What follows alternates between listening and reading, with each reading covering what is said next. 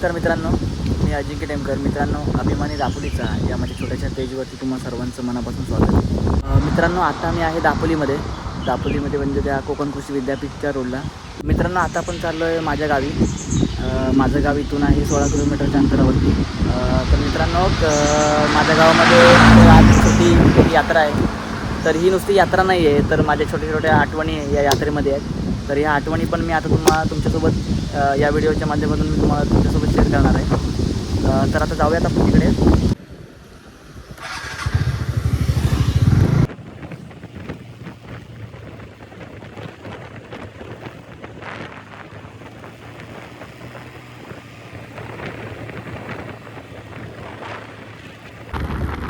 मित्रांनो, आता आपण आलो लाडघरला.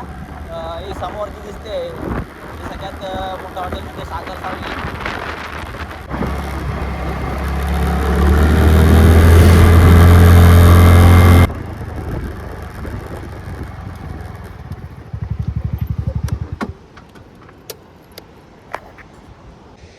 मित्रांनो, आता इकडे तुम्ही जो बघताय हा तामस तीर्थ म्हणून इथे ओळखलं जातं. आणि या बाजूला पूर्ण सगळे बीचेस आहेत. इकडे या बाजूला दापोलीमधलं लाडघर हे जे बीच आहे ते पर्यटनाच्या बाबतीत खूप मोठं आणि खूप महत्त्वाचं ठिकाण मानलं जातं. आणि सगळ्यात स्वच्छ बीच आहे आपल्या ह्या लाडघरचं. सगळ्यात स्वच्छ बीच म्हणून इथे ओळखलं जातं. त्या लोकांनी इथल्या गावागावातल्या सगळ्या लोकांनी या बीचेसचा आणि या सगळ्या वातावरणाचं खूप चांगल्या प्रकारे डेव्हलपिंग इथे केलेलं आहे.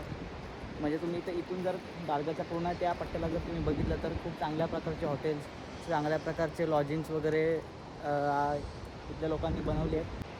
चला मित्रांनो, आता आपण पुढे जाऊयात. आपल्याला जायचं आहे माझ्या गावी. मित्रांनो, जिथे मी तुम्हाला आता घेऊन चाललो तिथे आता आपण एक थोड्या वेळात पोहोचणार आहोत.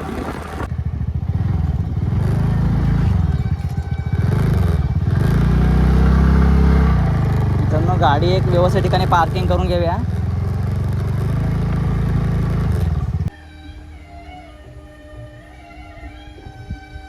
मित्रांनो, या माहोलवरून तुम्हाला समजलं असेल की मी तुम्हाला आता कुठे घेऊन आलो आहे. तर मी आलो आहे आता दुर्गादेवी रथयात्रा उत्सवाला. आता आपल्याला गर्दी थोडी कमी दिसते. एक साधारणतः 3-3:30 वाजेपर्यंत आपल्या दुर्गादेवी आईचा रथ खाली तीर्थाला आपली म्हणजे समुद्रकिनारी तीर्थासाठी जातो. तर ती पण एक सगळ्यात एक भारी मोमेंट आहे. ती पण मी तुम्हाला दाखवतो आहे थोड्या वेळात.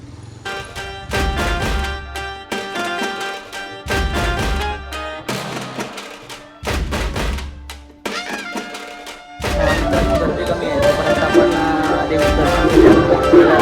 खूप गर्दी होती.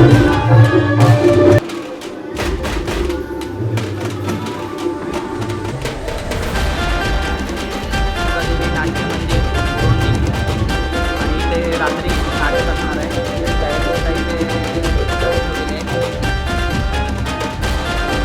मित्रांनो, थोड्याच वेळात रथयात्रा निघेल. माझ्या ठेवलेला आहे. साधारणतः एक 3-3:30च्या दरम्यान रथयात्रा निघेल. आता थोडी गर्दी होती इथे.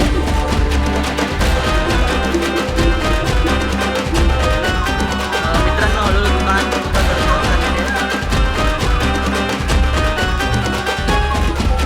आतमध्ये साधारणतः एक 50 दुकानं तरी असतील. मित्रांनो, ही यात्रा एक लहानपणीची आठवण करून देणारी आहे.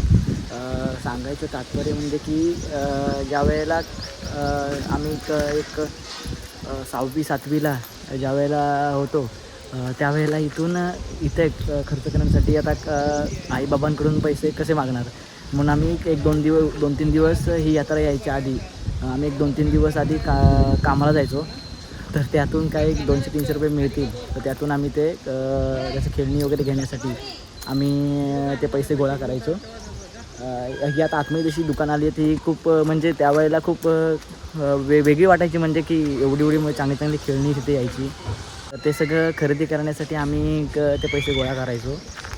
म्हणजे खूप आठवण येते इथे आल्यानंतर. रथयात्रा पण सुरू होईल.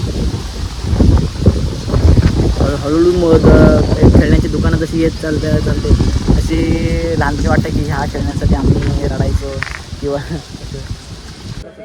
अनाऊन्समेंट झाली आता. जाऊया आपण तिकडे मंदिरात. पुढील थोड्याच वेळात रथयात्रा सुरुवात होईल.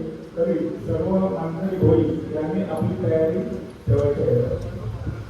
आपले नामाला सत्य देवायचं कोणत्या प्रकारची गडबड आपण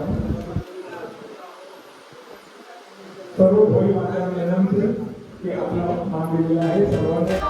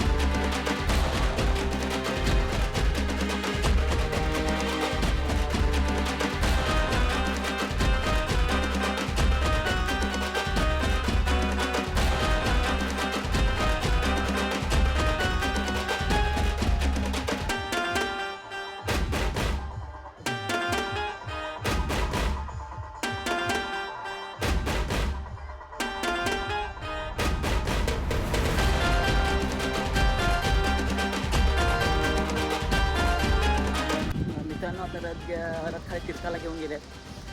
इथे खूप मोठी गर्दी होते इथे आणि खूप जोरात खाली धावत घेऊन जातात. मी आता बघितलंच असेल. आता तिथून थोड्या वेळात रथवरती इकडे परत इकडे मंदिराच्या इथे येईल आणि तिथून नंतर मग लोकांच्या भेटीला हा रथ प्रत्येक म्हणजे पूर्ण वाडीमध्ये ज्या इथे राणीवाडी आहे त्या पूर्ण वाडीमध्ये हा रथ पूर्ण फिरवला जातो आणि देवाची ओटी भरली जाते. आपण बघायचं पुढे तुम्हाला मी दाखवणारच आहे तो रथ आपल्या तीर्थावरून आल्यानंतर. मित्रांनो थोड्याच वेळात देवीचा रथ हा तीर्थावरून या बाजूने येणार आहे. आपण वाट बघत राहूया इथे.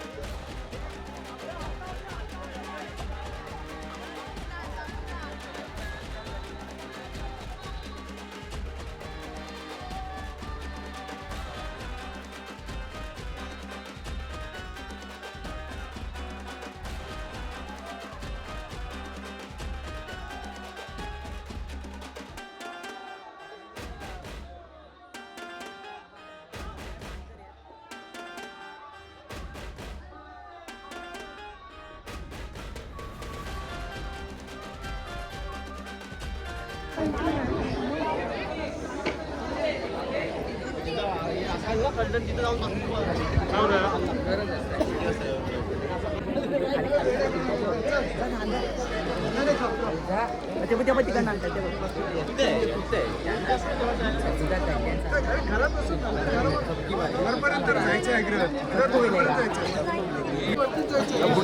दापडी चाललंय का? प्रसाद दापडी चाललंय. मित्रांनो अशी पुढे घेत घेत रथ पूर्ण अख्खी वाडी फिरत जाईल. मित्रांनो हे सगळं अनुभवण्यासाठी आपल्या यात्रेला नक्की भेट द्या इकडे यात्रेला. ही वर्षातून एकदा यात्रा होते. मित्रांनो तुम्ही आता बघितली असेल ही रथयात्रा कशा प्रकारे पार पाडली जाते किंवा रथ कशा प्रकारे फिरवला जातो. देवाला कशा प्रकारे इथे या सगळ्या गावामध्ये म्हणजे वाडीमध्ये फिरवली जाते. तुम्हाला व्हिडिओ आवडला असेल तर व्हिडिओला लाईक करा, कमेंट करून मला सांगा व्हिडिओ कसा वाटला तुम्हाला आणि माझ्या चॅनलला सबस्क्राईब करायला विसरू नका.